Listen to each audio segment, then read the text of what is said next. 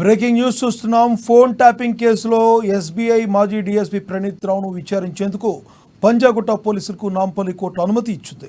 ఆదివారం నుంచి వారం రోజుల పాటు కస్టడీకి అప్పగిస్తూ శనివారం ఆదేశాలు జారీ చేసింది. కోర్టు అనుమతి లభించడంతో చెంచల్గూడ జైల్లో రిమాండ్లో ఉన్న ప్రణీత్ రావును పంజాగుట్ట పోలీసులు కస్టడీలోకి తీసుకున్నారు. గత ప్రభుత్వ హయాంలో ఎస్బీఐలో విధులు నిర్వహిస్తూ ఫోన్ ట్యాపింగ్ చేసినట్లు ప్రణీత్ రావుపై ఆరోపణలు వెల్లువెత్తిన విషయం తెలిసిందే. ఈ నేపథ్యంలో ప్రణీత్ రావును ఈ నెల 12న పోలీసులు అరెస్టు చేశారు. అయితే ఈ కేసులో పూర్తి వివరాలు రాబట్టేందుకు 10 రోజుల కస్టడీ ఇవ్వాలని పోలీసులు కోర్టును కోరారు.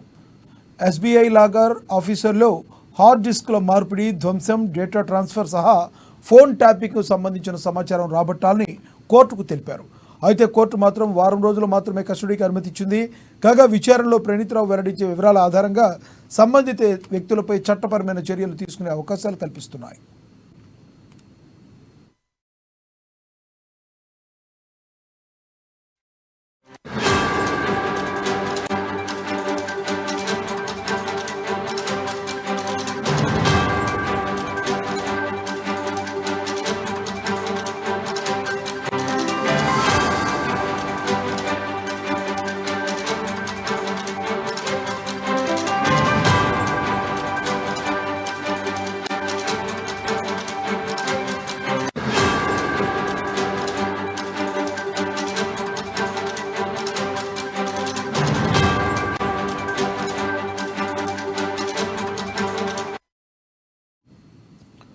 ఫోన్ ట్యాపింగ్ కేసులో ఎస్బీఐ మాజీ డీఎస్పీ ప్రణీత్ రావును విచారించేందుకు పంజాగుట్ట పోలీసులకు నాంపల్లి కోర్టు అనుమతి ఇచ్చింది.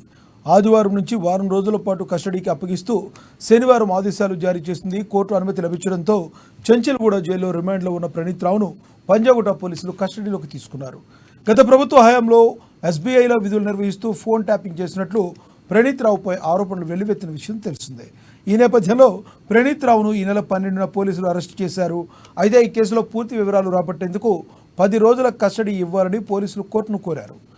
ఎస్బీఐ లాగర్ ఆఫీసర్లో హార్డ్ డిస్క్ల మార్పిడి, ధ్వంసం, డేటా ట్రాన్స్ఫర్ సహా ఫోన్ ట్యాపింగ్కు సంబంధించిన సమాచారం రాబట్టాలని కోర్టుకు తెలిపారు. అయితే కోర్టు మాత్రం వారం రోజులు మాత్రమే కస్టడీకి అనుమతి ఇచ్చింది. కాగా విచారణలో ప్రణీత్ రావు వెల్లడించే వివరాల ఆధారంగా సంబంధిత వ్యక్తులపై చట్టపరమైన చర్యలు తీసుకునే అవకాశాలు ఉన్నాయి. ఇదే విషయానికి సంబంధించి మరింత సమాచారాన్ని మా ఇన్పుట్ ఎడిటర్ శ్రీనివాస్ అందిస్తారు. శ్రీనివాస్, చెప్పండి, అసలు ముఖ్యంగా ప్రణీత్ రావుపై ఇది చేయడానికి గల ప్రధానమైన కారణం ఏంటి, ఈ నేరం చేయడానికి? రైట్ లక్ష్మీ, నాకు చూస్తున్నాం కదా, అయితే ప్రణీత్ రావుకు సంబంధించి ఫోన్ ట్యాపింగ్ వ్యవహారము రాష్ట్ర ప్రభుత్వం సీరియస్ గా తీసుకుంది. ఈ నేపథ్యంలోనే ప్రణీత్ రావు అరెస్టు, ఆ తర్వాత విచారణ అనేది ఇప్పుడు ఎదుర్కొంటున్నారు. ప్రస్తుతం రిమాండ్ లో ఉన్న ప్రణీత్ రావును ఈ రోజు పోలీస్ కస్టడీకి విచారణ కోసము ఇవ్వడం జరిగింది కోర్టుతో. కొద్దిసేపటి క్రితమే పంజాగుట్ట పోలీసులు జైలుకు చేరుకోవడం జరిగింది. ప్రణీత్ రావును ఇప్పుడు పోలీస్ కస్టడీ తీసుకుని వారం రోజుల పాటు విచారించబోతున్నారు. ముఖ్యంగా ప్రణీత్ రావుకు సంబంధించి ఏదైతే డిఎస్పీగా ఉన్న హయాంలో ఫోన్ ట్యాపింగ్ వ్యవహారము సీరియస్ గా ఉంది. ఎందుకంటే ఫోన్ ట్యాపింగ్ వ్యవహారం అనేది దేశంలోనే అతిపెద్ద నేరంగా భావిస్తుంటారు.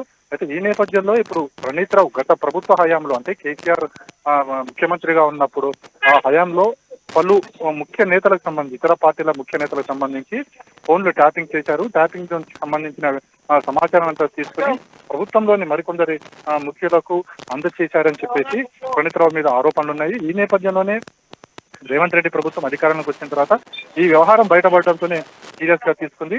ప్రణీత్ రావును అరెస్ట్ చేయడంతో పాటుగా ఈ విచారణను మరింత వేగవంతం చేసే దిశలో ప్రభుత్వం ముందుందని చెప్పొచ్చు. ఈ రోజు ఏదైతే కోర్టు విచారణకు కస్టడీకి అనుమతి ఇచ్చిన నేపథ్యంలోనే ఈ రోజు నుంచి కూడా వారం రోజుల పాటు విచారణ జరగబోతుంది. ఈ విచారణలో ప్రధానంగా ఫోన్ ట్యాపింగ్ వ్యవహారం, ఎవరెవరు ఫోన్లు ట్యాపింగ్ చేశారు, ఎవరు ఆదేశాల మేరకు చేశారు, ఈ ట్యాపింగ్ చేసిన సమాచారం ఎవరెవరికి అందజేశారు అన్నది పూర్తిగా సమాచారాన్ని పోలీసులు రాబట్టబోతున్నారు. ఈ వ్యవహారంలో ఇంకా ఎందరి ప్రమేయం ఉందన్నది కూడా పోలీసులు ముఖ్య విచారణలో తెలుసుకోబోతున్నారు. అంటే తద్వారా ఈ ఫోన్ ట్యాపింగ్ వ్యవహారంలో ఏదైతే గత ప్రభుత్వం మీద ఏవైతే ఆరోపణలు వస్తున్నాయో ఆరోపణల వాస్తవాలెంత, వాస్తవాలకి ఎవరెవరు ఉన్నారు అన్న వాటన్నిటి మీద కూడా విచారణ జరిపి, ఒకవేళ గత ప్రభుత్వంలో ఉన్న వాళ్ళు పెద్దలు ఎవరి మీద ఆరోపణలు వచ్చి వాళ్ళు కూడా ఈ కేసులో ఇన్వాల్వ్ ఉన్నారంటే వారి మీద కూడా చర్యలు తీసుకునే అవకాశాలు ఉన్నాయి. ఖచ్చితంగా వారికి కూడా నోటీసులు పంపించి వారిని కూడా విచారించే అవకాశాలు పోలీసులకు ఉంది. సో ఒకవేళ ఈ వ్యవహారంలో ఎవరెవరి పాత్ర ఉంది, ఎంత ఉంది, అదేవిధంగా ఈ సమాచారం ద్వారా ఎవరికి నష్టం కలిగింది, ఎవరికి లబ్ధి చేకూరింది అన్న మొత్తం విచారణలో వెలుగు చూడబోతుంది. ఈ విచారణ తర్వాత 6 రోజుల కస్టడీ తర్వాత ఎవరైతే ఈ ప్రణీత్ రావును అరెస్ట్ చేసి పోలీసుల విచారణలో ఎవరెవరి పేర్లు అయితే వస్తే వారందరికీ కూడా పోలీసులు ఖచ్చితంగా నోటీసులు పంపిస్తారు. నోటీసులు పంపించి వాళ్ళు కూడా పోలీసు విచారణకు హాజరు కావాల్సి ఉంటుంది. ఒకవేళ వారికి అందరికీ కూడా ప్రమేయం ఉంది అని తెలిస్తే కనుక వారిని కూడా అరెస్ట్ చేసి రిమాండ్కి పంపించే అవకాశాలు కూడా స్పష్టంగా కనిపిస్తున్నాయి. లక్ష్మీనాథ్. శ్రీనివాస్, ఇప్పుడున్న సిచ్యువేషన్లో ప్రభుత్వాలు, రాజకీయ ప్రభుత్వాలు, ఎవరు రాజకీయ పార్టీ ప్రభుత్వం ఉంటే ఆ పార్టీకి తొత్తులుగా కొంతమంది పోలీసులు చేసే పనులు మనం చూస్తున్నాం.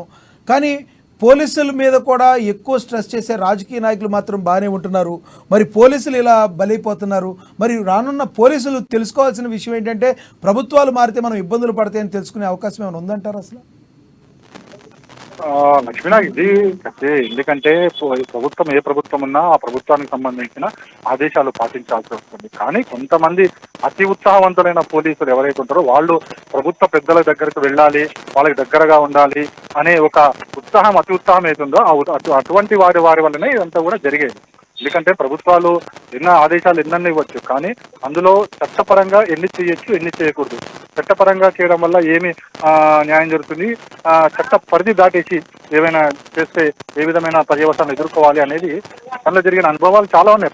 ప్రభుత్వంలో ఉన్న వాళ్ళకి తెలుసు, అధికారులకు తెలుసు. కానీ ఏదైతే కొంతమంది అధికారులు ఎవరైతే ఉంటారో వాళ్ళు ప్రభుత్వ పెద్దల నుంచి వాళ్ళ అండదండల కోసము వారికి అన్ని కూడా సాయం చేస్తుంటారు. అది కామన్ గా అధికారులు అనేది మనం చిన్నగా వాళ్ళని ఏదో అమాయకులని భావించడం కరెక్ట్ కాదు. ఎందుకంటే ప్రతి అధికారి కూడా ఒక ఉన్నత స్థాయి చదువుకున్న వాళ్ళే. వాళ్ళు చట్టంలో ఏవైనా లొసుగులు ఉన్నాయి, చట్ట పరిధిలో ఏం చేయాలి, ఏం చేయకూడదు అన్ని తెలిసినవి.